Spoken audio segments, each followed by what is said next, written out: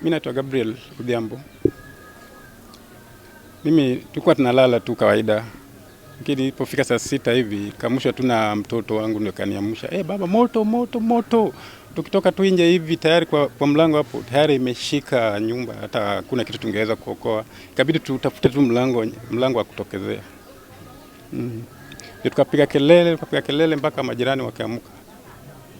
Ikawa ni hivyo tu. Baadaye ndio watu wa fire walikuja baadaye tu, baada ya hiyo nyumba kuungua, baada ya hiyo paa kuanguka chini ndio hao jamaa wa moto wakaja na polisi. Ikawa narusha tu ile moto, maji tu ya kuzima tu moto tu pekee, lakini nyumba yenyewe ilikuwa shanguka paa chini yote. Labda unaweza kuwa labda mtasababisha labda moto. Hatuwezi jua kwa sababu vile tulikuwa kwa usingizi ni kitu imetushtua. Yaani tunafanya kwa mwisho na hiyo moto. Hata hatuwezi kujua ilikuwa ni stima ama ni nini, hatuwezi kujua ni nini imetokea. Tumeona tu moto ndio imetuamsha.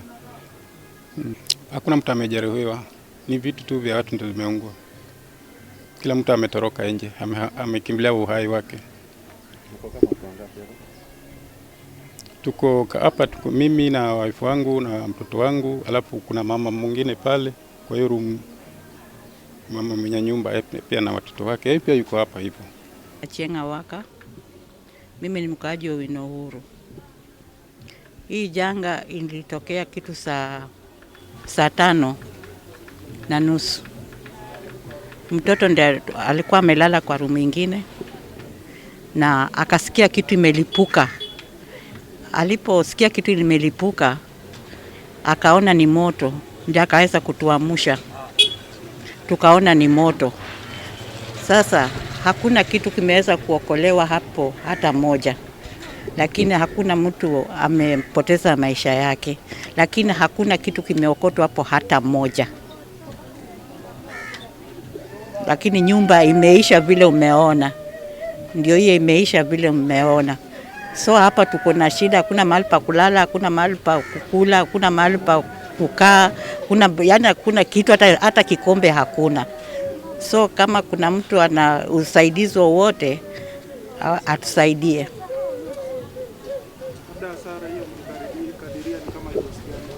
Unajua kwa hii nyumba kuna maduka na kuna hoteli.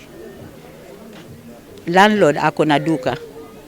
Kuna kijana alikuwa anauza miraa pale kwa hizo duka za mbele. Alafu kuna mama alikuwa na hoteli kubwa sana hapo. Alafu sisi huku ni wapangaji.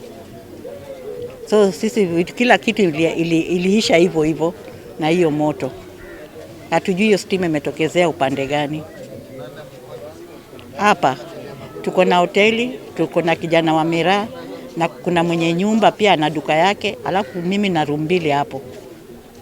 Samini Samson Onyimbo Maloba, mkazi wa Owino Uhuru hapa Mkindani. Na ilifikia saa 6 usiku tukasikia majirani wanapiga kelele huko nje wakitaja hii mambo na moto. Na wakati tulipotoka tukapata moto umeenea kila mahali. So for now hakuna hata mahali pa kulala. Hakuna hata vile utavaa, vile unaniona hivi ndivyo niko. Nashangaa itakuwa namna gani, hatujui kisa cha moto na nini. So hapo tunao tumepoteza vitu mingi sana.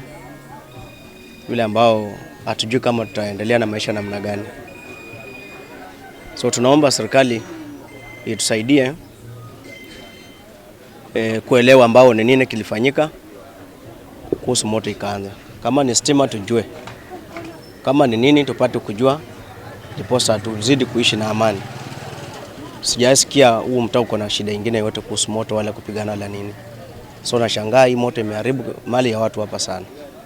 Sasa duka ya wenyewe hakuna kitu, hoteli ya wenyewe hamna kitu, manyumba pia hakuna kitu. So naomba